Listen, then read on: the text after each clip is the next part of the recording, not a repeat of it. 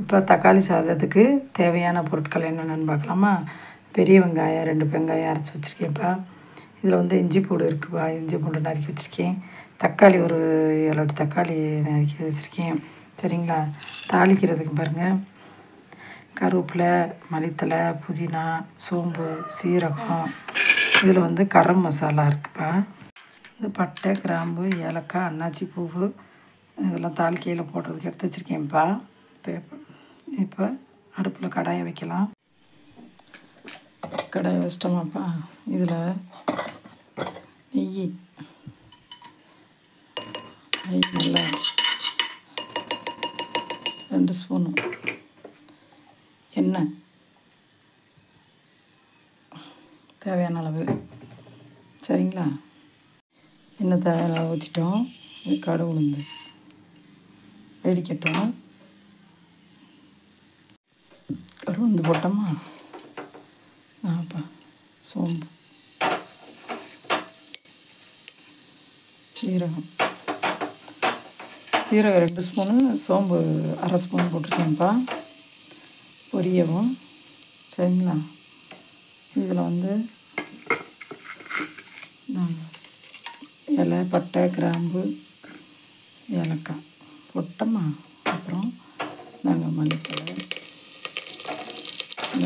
கருவேப்பிலை, புதினா எல்லாம் நல்லா செவக்கட்டும்.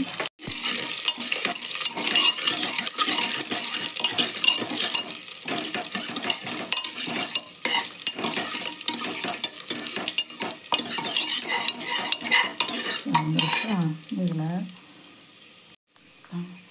ஒரு பச்சை மிளகா, காஞ்ச மிளகா,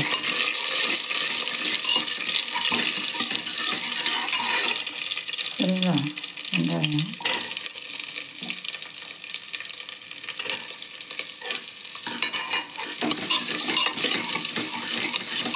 வதங்கட்டும்ப்பா. வெங்காயம் வதங்குறதுக்கு லைட்டாக உப்பு போட்டுக்கிடுவோம்.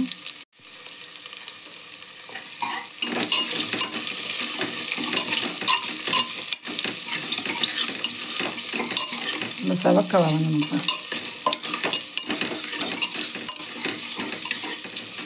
நாங்கள் வந்து காரம் அதிகமாக சாப்பிட மாட்டோம்ப்பா. அதனால் உரப்பு நாங்கள் அவ்வளோவா சேர்க்க மாட்டோம். சும்மா ஒரு பச்சை மிளகா, இந்த கொஞ்சம் கரம் மசால் போடுவேன்ப்பா.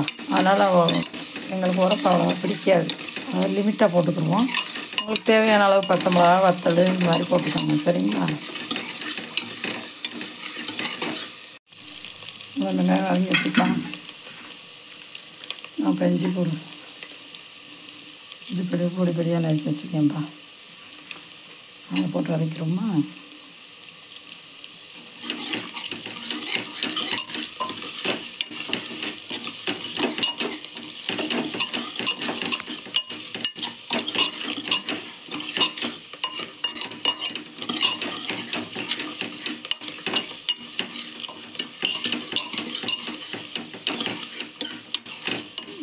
தக்காளி போட்டுருவோம்ப்பா.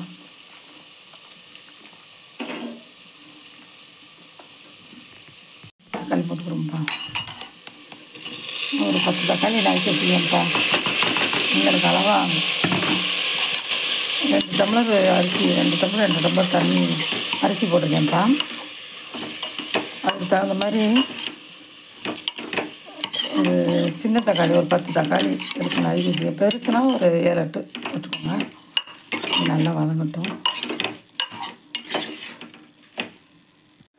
நல்லா தக்காளி வதங்கிருச்சுப்பா. இது கூட என்னென்ன போடலான்னா மஞ்சத்தூள் போடணும். சரிங்களா. மஞ்சத்தூள் ஐயோ நிறைய போட்டோன்னா மஞ்சத்தூள் பார்த்திங்களா. இது கரம் மசாலா 2 ஸ்பூன் 3 ஸ்பூன் வச்சுக்கப்பா.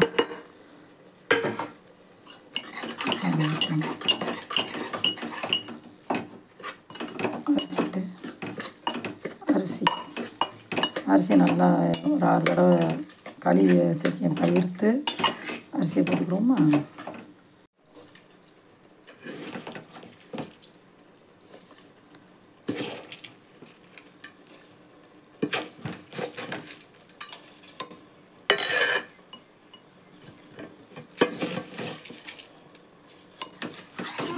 இதையும் வதக்கி இது கூட சேர்ந்து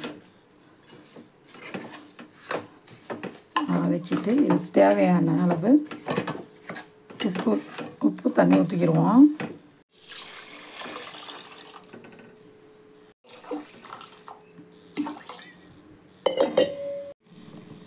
தேவையான அளவு உப்பு போட்டு மூடி வச்சுருவோம். ஓகேப்பா, போட்டு மூடி வச்சோம்னா மூடி வச்சு ஒரு 2 விசில் 3 விசில் வச்சு இறக்கணும்னா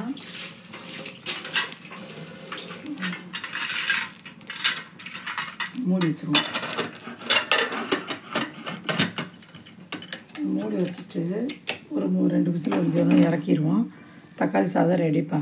2 விசில் இறங்கணும் வந்தோடனே.